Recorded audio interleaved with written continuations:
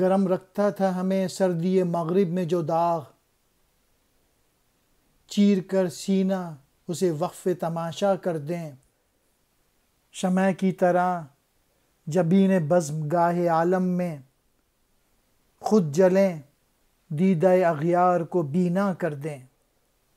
ہمیں انگلستان کی سردی میں قوم کے عشق کا جو داغ گرم رکھتا تھا اور ہمیں تڑپاتا تھا، ہمیں اب اپنا سینہ چیر کر وہ داغ قوم کو دکھانا ہے۔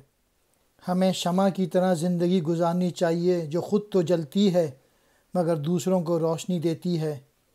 ہماری جلن سے، ہمارے عشق سے، ہمارے پیشن سے ہماری قوم کو اسلام کی نعمت سے مالا مال کر دے۔ قوم کے عشق میں جلیں اور اپنی قوم کو روشنی دے دیں۔